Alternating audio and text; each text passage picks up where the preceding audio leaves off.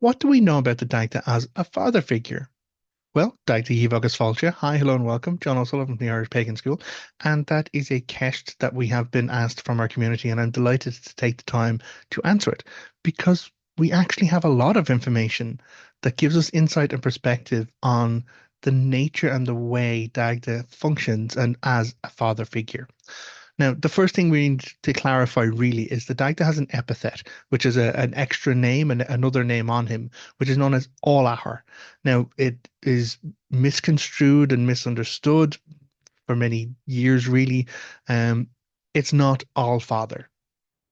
It's not that. It's not the same. He's not in this. He's not a dispater as phrased by Julius Caesar in this kind of one god who gave birth to all of the other gods, i.e., Odin in the Norse functions, who is known as an Allahar, or Zeus or Jupiter, depending on which way, and them being the one god that gave birth to all of the other gods. That is not the Irish pantheon. That's not how it works. The Irish collection, the Tuatha De Danann, are descendants. They're a tribe descended from an older tribe. They are a collection of people. So there is no one created father deity that they all come from. So just to clarify that, he's not the father of all of the gods, but he is Ollahar, and Ollahar translate as great or ample father. And so he is this this big father figure. Essentially, he is a big daddy for the Tuatha De Danann, and not just for the kids that are his own, which we know is, of course, the goddess Brigid. There's Kermit, there's Aed, there's Anya, there's Midger, and the other last one, the young child, the young son, Angus. He's not just a biological father, though. He's also a foster father, because in some of the stories, either Midder may not be a blood child of his, but is his foster son. In other versions of the story, Manannán Mac Lir has a fosterage, has been in raised in fosterage, which with the Dagda as well. So when we look at the tribal society, the Tua style of Ireland, fosterage was very common. It wasn't a case that someone would be born and raised exactly by their own blood parents, that families just kept to their own kids.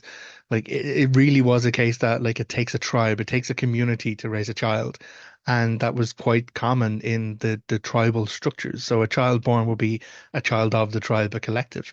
So it would make sense that the Dagda would be this good god of druidry, but he's also this powerful deity. He's also very passionate and patient deity that we have seen. He's this god of hospitality. So, like, you come to him, you're welcomed, you're taken care of. He's a god of music. He plays the harp and sets the seasons in order, which means he also understands the way to use music to help people process their emotions.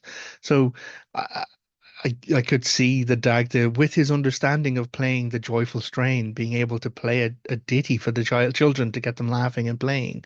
Or, when children are weeping and upset and bemoaning, he has music to play the tray, the wailing strain, or the sad music that helps people feel their emotions. And of course, when kids are running riot, you need to kind of calm them down and get them to take a freaking nap. There is the tray. This is the third of the three great strains, which meant that people listening to that music would fall asleep. So I have this image. I haven't written a story about it, but I think I may need to. Um, about the Dagda babysitting all the kids and then just using the music to help them go through their processes and then to take a fucking nap. So the way that we look at the Dagda and the Dagda's interactions with his children is actually documented in the stories. Very famously, there is the story of how he took up the club of, or the staff of life and death, and that is because of his son Kermit. So one of his sons, Kermit, has a relationship with one of Lou's wives, and Lou kills him for it. The Dagda is bereaved and totally upset by it. He stops the corruption of the body of his child. He then carries his adult child on his shoulders out of Ireland and says he goes into the east to find a way to bring back his child. Eventually, he does this. He comes across three other people out there who have been given their inheritance from their own father figure or grandfather, I think it was. And one of them is this club that has a rough end that will kill, a gentle end that will bring people back to life.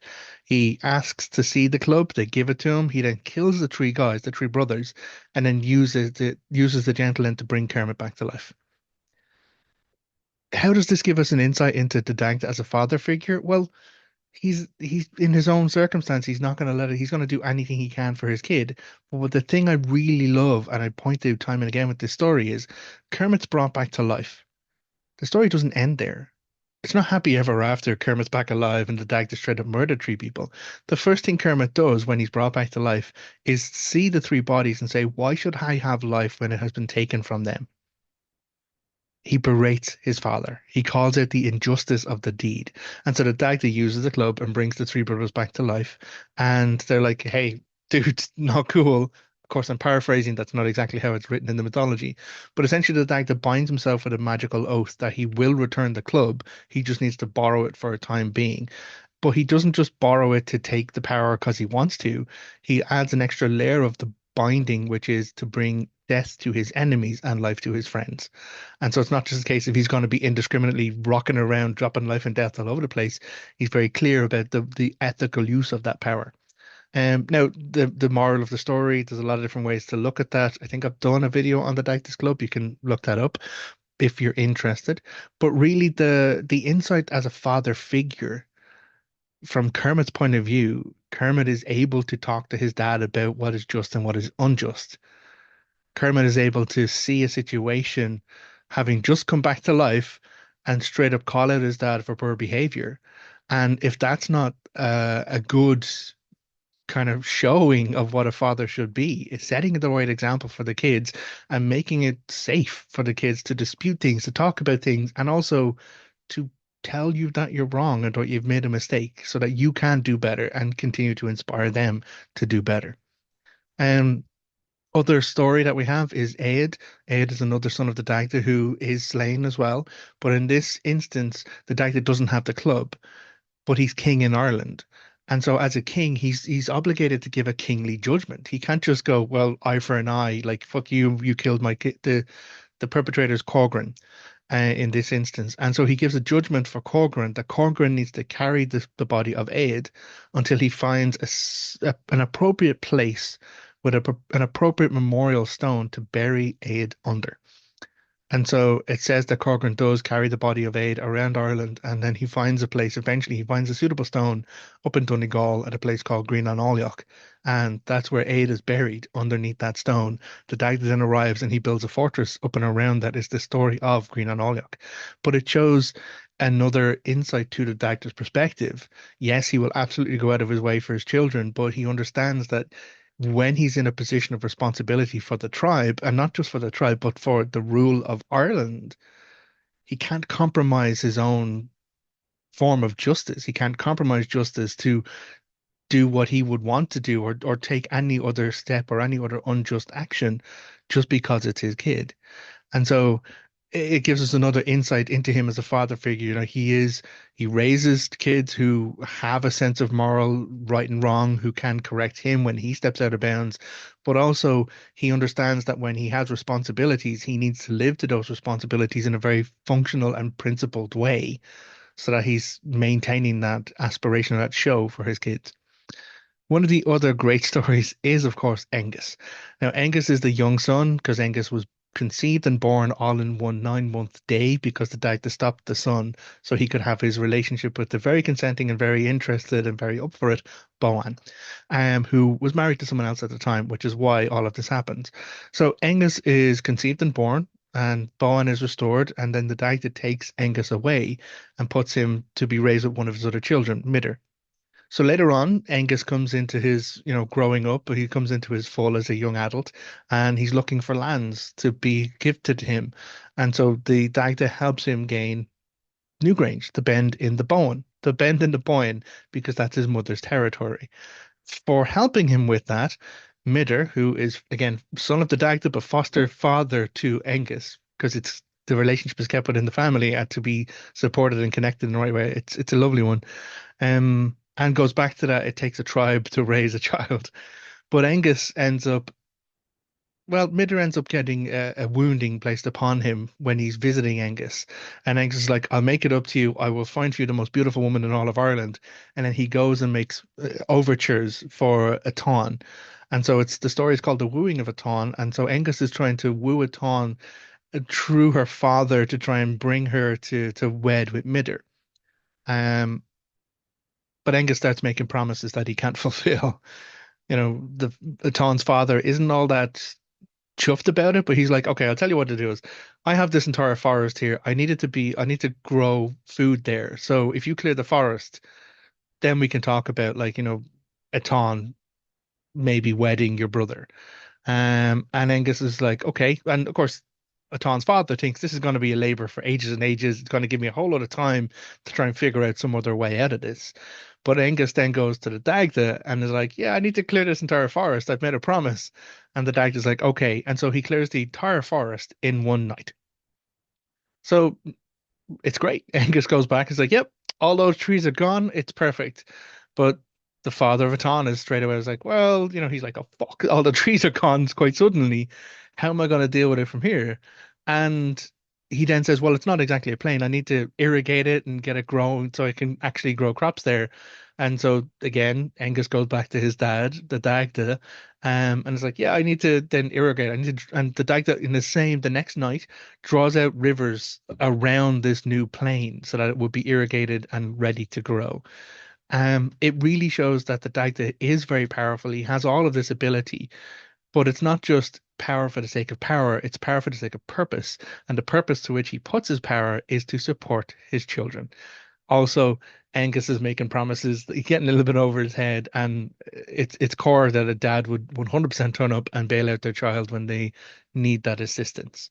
Um, there are many different stories where we can see the way that Dagda interacts as a father figure from the point of view of supporting your children when they need support, setting a good example to raise your children, but then also being willing to do whatever it takes to care for your children, to go to the edge of the world itself in order to look after and to bring back essentially or to care for the well-being of your children.